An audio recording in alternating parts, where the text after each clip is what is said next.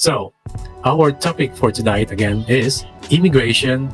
Is UK still a good option? But first of all, paano ba ka-accurate yung meaning ng adjustment na naintindihan natin or narinig natin recently?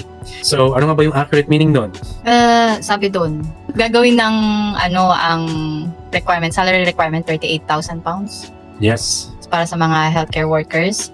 Or sa mga immigrants actually, hindi lang healthcare workers eh. At particular yon sa mga employee na gustong kunin yung dependents nila dito sa UK. The next question that we're gonna answer is, what can you do for now? Tingin mo, anong may magagawa pa? Ano magagawa mo ngayon, ma'am?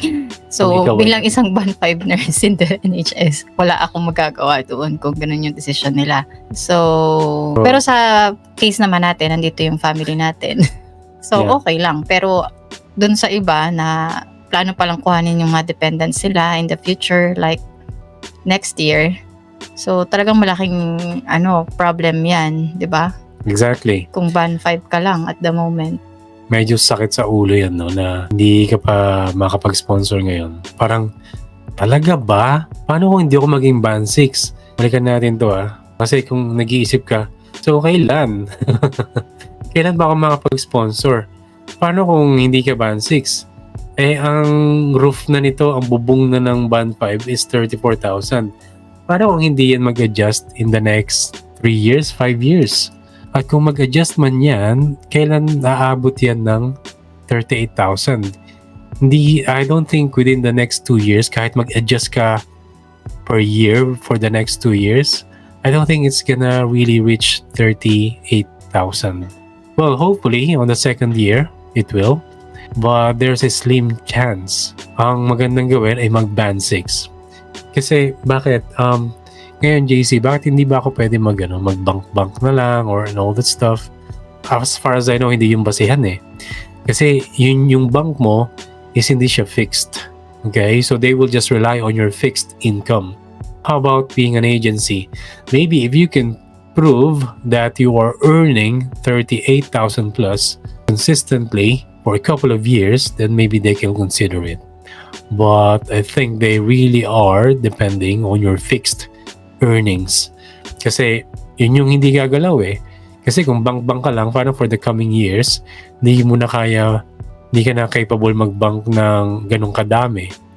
At yung annual salary mo, annual total earnings mo, ay hindi na ma-achieve yung ganung amount.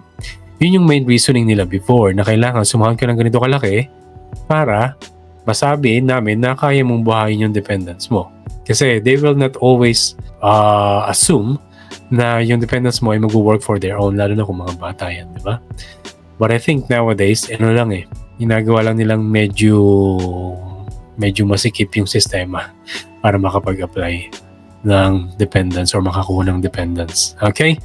So, yun yung isa sa mga bagay na pwede mong gawin ngayon. I think, consider applying for a higher post or, why not do an agency? Consistently earn that much amount of money. Kasi makikita naman nila yung hourly rate mo. May nakita ako na mga parang 40 hours at least, or 40 pounds per hour. So, ang laki ng sahod mo nun, di ba? Pwede kang pumalo ng 5 to 10,000 per month. So, yun yung magawa mo ngayon.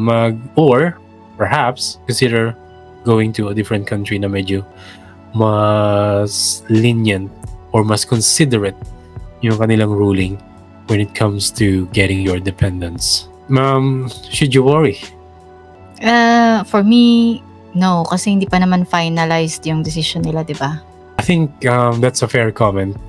But to be completely honest, I think it's inevitable to worry.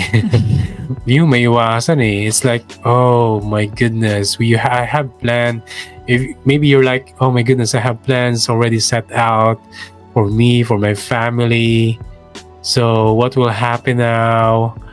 Oh, what's gonna happen? I want to take them actually as soon as next year or this year or within the next 3 years. But now with this new ruling, how is that going to happen?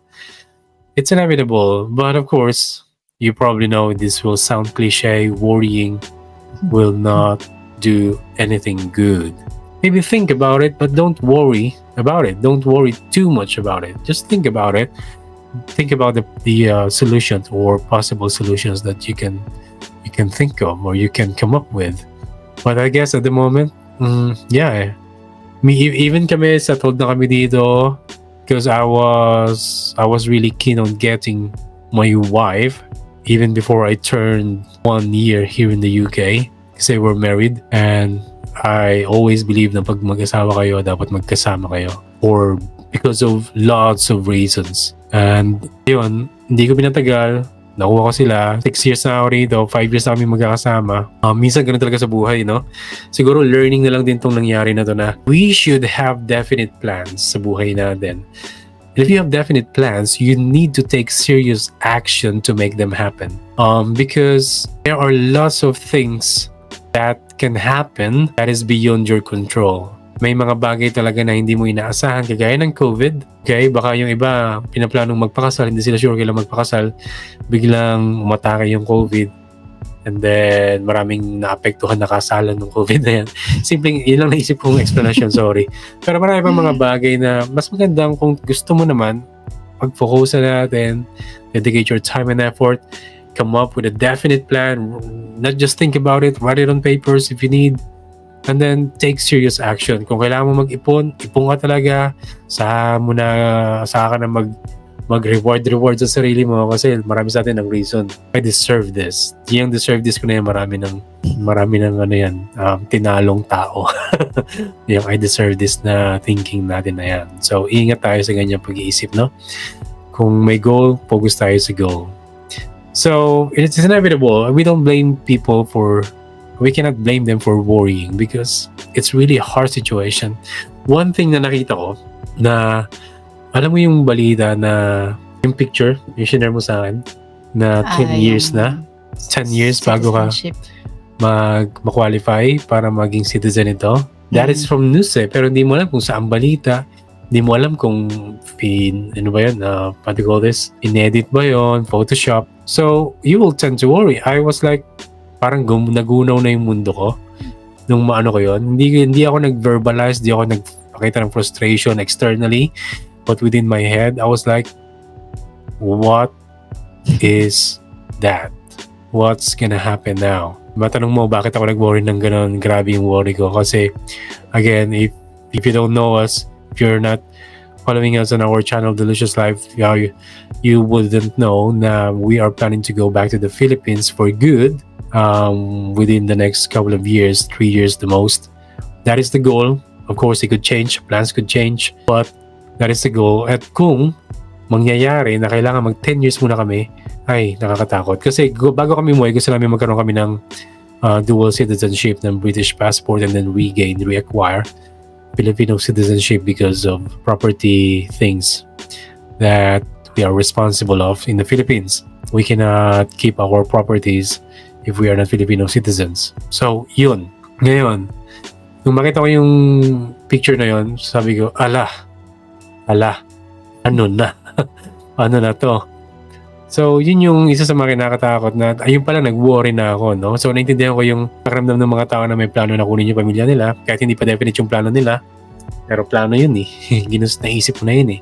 At gusto mo mangyari yun, tapos magkakaroon ng ganitong aberya. Yun yung mahirap, no? Anyways, next question. Should you leave the UK? Well, if you are in the situation of our mga kababayan, ano masasabi mo? Well, if you have a good position. If you are watching this video on Facebook, TikTok, Instagram, or the Lucius Live YouTube channel and you want to watch the full episode, head on to the first link in the description of this video to watch it on the Coffee Break Video Podcast channel. So until next, remember to always share a smile And spread the love because life is delicious. See you in the next one. Bye.